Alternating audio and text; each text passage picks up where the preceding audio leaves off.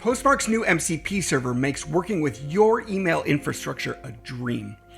Hi, I'm Greg with Postmark Developer Relations, and I'm going to walk you through everything you need to know to start using it in 5 minutes. Let's go. Postmark just released their MCP server on NPM, so you don't need to clone any Git repos, and you don't need to run anything on your local machine. All you need is an updated version of Node and a free Postmark account. That's it.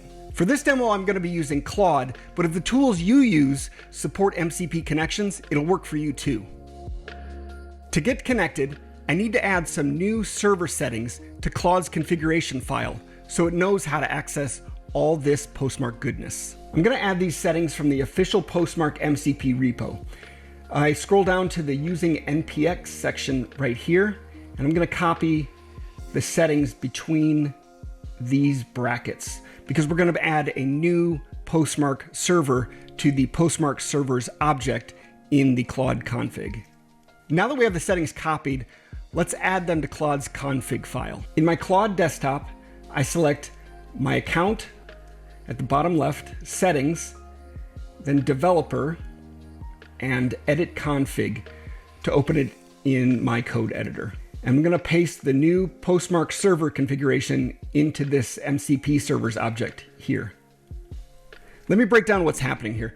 This portion tells Claude to use NPX to pull the official package name. The first time it runs, NPX will set up everything for you. Here's where I put my Postmark server token. I'm going to grab that in the Postmark dashboard under Servers, API Tokens, and then when I click on the token itself, it copies it. The default sender email is the email I've set up with Postmark to send emails as. If you've just signed up with Postmark, this will still work for you, but until you're approved to send emails externally, use the email address you used to sign up with Postmark. This variable is the default message stream, and it's the message stream your emails send through, and it's typically outbound, so I'm going to leave it as it is. All I need to do now is save the configuration file and restart Claude. Okay, so Claude restarted, and when I open my settings developer menu, I should see the Postmark MCP server successfully connected, and it is. But let's do a quick sanity check. What's my Postmark server info?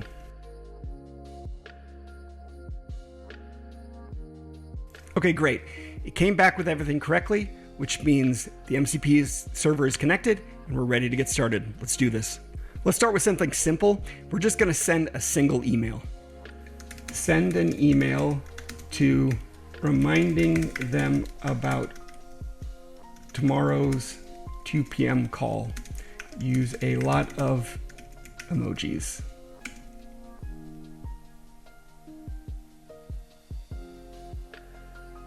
Okay, in typical Postmark fashion, the email arrived super fast, and it looks pretty good, but it could look better if I used Postmark's templates. Let's give that a try. First, I'm going to ask Claude to list my templates.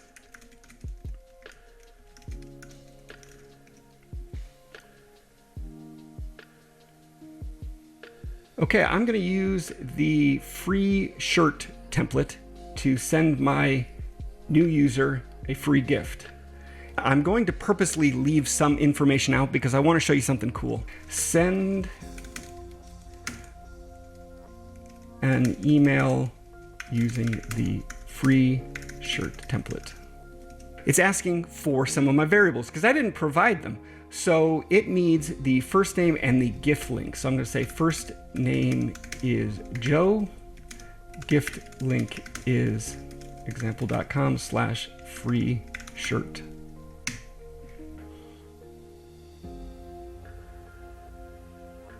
Okay, it sent it. Let's check it out. There it is. Worked great.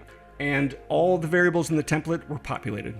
There's even more I can do with templates though. I can tweak their copy. I can validate the template variables actually render correctly before I send anything. There's multiple tools in the MCP server available for this. And if I need to diagnose why an email might not be arriving, I can just ask why it wasn't delivered or how to fix it. The MCP server will check Postmark's message history, suppression lists, and bounce records all at once, and will tell me how to fix the issue. And this is just scratching the surface. Postmark's MCP server has 24 tools across 8 different categories that work together to help you. Most of what you used to tab over to Postmark's website for, you can now just ask the AI you're already using. Check out the links in the description to the official NPM package and the source code on GitHub. And if you want to pull that open source code that powers the MCP server and you want to run it locally, the README will guide you through your local installation and setting up your environment variable. I'm excited to see what you build. Thanks for watching, and I'll catch you in the next one.